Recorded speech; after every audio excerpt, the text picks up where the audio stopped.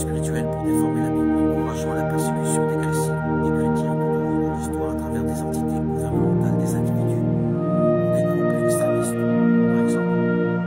Sans oublier que son objectif principal est d'attaquer de l'intérieur les églises, de plus en plus l'esprit de l'Antéchrist s'infiltrer parmi les chrétiens, provoquant des conflits, des divisions, affaiblissant la foi, l'unité et l'amour, qui sont fondamentaux en ces temps-ci, si difficiles. Tout cela est une préparation à l'arrivée de cet homme magnifique appelé Antéchrist, que je crois personnellement émergera d'un lieu très important, comme le gouvernement d'un pays du premier monde, une organisation des nations extrêmement puissantes, telles que l'Union européenne. La Bible dit qu'au début, l'Antéchrist sera capable d'unir les pays et les trois principales religions de la planète, le christianisme, l'islam et le judaïsme, sous un pacte de paix et de sécurité. Cette promesse surviendra à un moment où tout semblera être perdu, où les gens et les nations seront désespérés. Il y aura soit quelqu'un qui changera le destin de la terre et leur apportera un peu d'espoir. Ensuite, avec une grande alliance formée, il parviendra enfin au pouvoir mondial et gagnera la confiance des gens, avec son apparence agréable, son influence et surtout son discours empreint de sagesse et de douceur. Il sera la personne la plus charmante et admirable au cours de ses premières années au pouvoir. Et la parole de Dieu parle aussi de la prophétie de l'émergence de deux bêtes qui marqueront le début de la fin des temps. La première qui viendra de la mer avec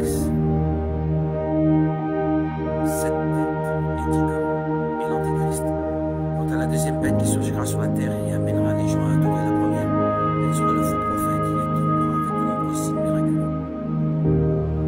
C'est précisément cette deuxième figure qui aidera l'Antéchrist à maintenir son contrôle politique, religieux et économique du monde, à travers une sorte de licence de vie, qui sera la marque de la bête.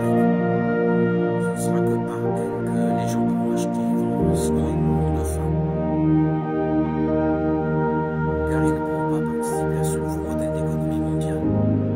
Et 3 ans et demi plus tard, alors que tout le monde sera en relative paix, sans conflit dans le monde, l'Antéchrist rompra l'accord qu'il a conclu avec les nations et le traité signé sera annulé. Cette figure sympathique et pacificatrice n'existera plus. Maintenant, il montrera qui il est vraiment. Un être magnifique, arrogant, égoïste et avide de pouvoir. Pendant cette période, il entrera dans le lieu très saint du troisième temple. Il commettra ce que les Écritures appellent un sacrilège terrible, profanant la sainteté de Dieu et déclarant qu'à partir de ce moment, il doit être le seul digne d'adoration. Alors une image de lui sera placée là et toute la terre devra se prosterner devant lui. Et voici que le leader le plus cruel, habilité par Satan et détenant le contrôle du monde entier, entre ses mains commencera à agir tout comme Dieu.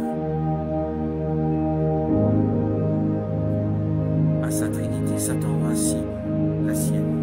Il représentera le Père, l'Antéchrist, sera le Fils, et le faux prophète sera comme le Saint-Esprit, tous unis dans le but de causer le mal au maximum de personnes. Et ce qui concerne le faux prophète, sachez que son rôle dans cette période de grande tribulation sera plus important que vous pourrez imaginer. En plus de persécuter et condamner ceux qui ne se prosterneront pas devant l'Antéchrist, il agira également comme une sorte de premier ministre de ce gouvernement.